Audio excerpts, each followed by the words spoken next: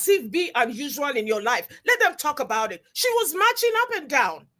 Now, what did it do? It instilled God in me. Up till now, in the midnight, no matter how tired I am, I'll be getting up to pray and read the Bible 2 hours a day.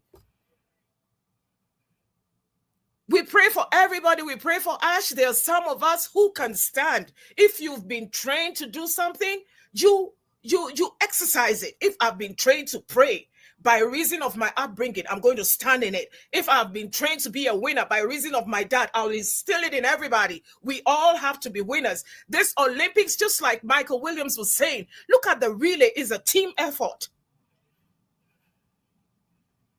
I'll tell you a funny story. When my dad comes, my dad used to train this great football team in my country. When they lose, do you know what happens? My mom would say, they lost, so everybody, my mom will say, oh, well, he's coming home. When he gets home, everybody will be in their rooms. Nobody will say anything to him, would hide. So one day I told my mom, I said, why do we have to hide when the team lost? Why don't we go and comfort him?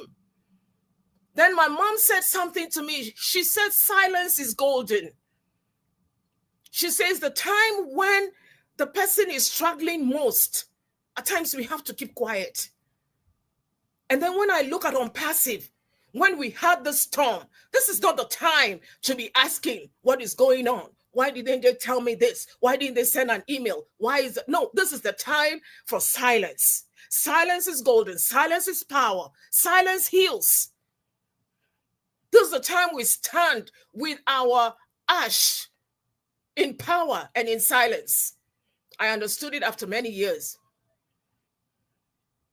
I just want to say thank you for this great day. I don't know if I was shaking when I was coming. I was telling, yesterday I was sick in the night. I almost did not come. I said, Chris, I don't want to say anything. I don't know anything about myself. Okay, another thing I can say about myself now is can you believe it? I was in a convent. My parents put me in a Catholic convent. This spirituality is not going to depart from me. They put me in a convent. So that's how I know Momodu's country. Because my parents had gone there and I went to a convent and I was living with the nuns. And then every time in class, they would, I don't know why I was being picked on, just like Chris does. It's like, you have to say something.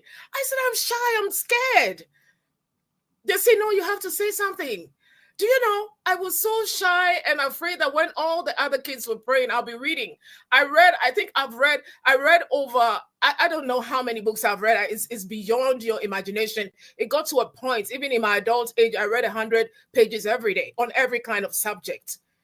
It was because of that reserve, because of that, you don't want to talk. Some people feel that, oh, you can talk. No, I had to think. So these nuns would pull me to the class. Ivy, read, Ivy, talk.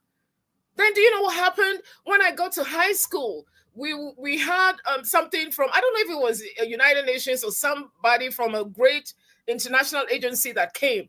And they said the person was coming to speak. And you know, the person did not come. So here is me. I'm just there. I always go like I do to every webinar to support, to give strength. I don't go to speak. So here am I sitting quietly in my corner. And then all my classmates pulled me forward. Ivy, we want you to speak. We want you to lead this thing.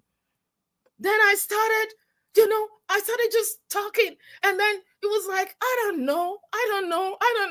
Just being scared, but just being real. Then I remembered my grandfather. He says, anytime you can connect your heart to your mouth, to your brain and to your mouth, you will say the right thing.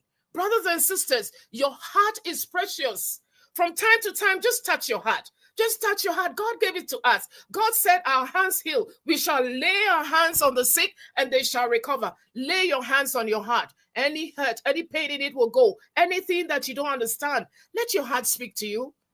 Let your heart tell you that this thing that we're following, we haven't followed cunningly devised fables like the Bible will say. This is not a story. This is a reality. And in closing, talking about my great ash, I remember right now, as I am in school, my teacher came, a professor. He said he was the one that helped revamp IBM.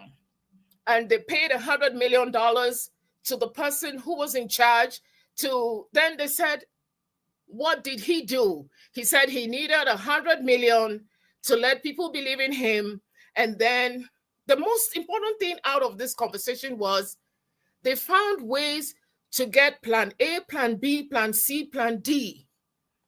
So that is what carried this great company on. Then I said, well, they didn't pay my Ash to do that. Ash said he had a plan A, he had a plan B. Sometime he came back and he told us this is not all. He always has another plan for us. We don't have to pay him for that. He always has a plan A, plan B, plan. He has plans. So do you know what? Somebody like that, you can lay your life on him. You can go to rest. On Wednesday, he said he is working for us. He went back to that. And I was thinking, if they are paying $100 million for people to just do plan A, plan B, plan C, my CEO did it on his own. This is a great, great, great company to be in.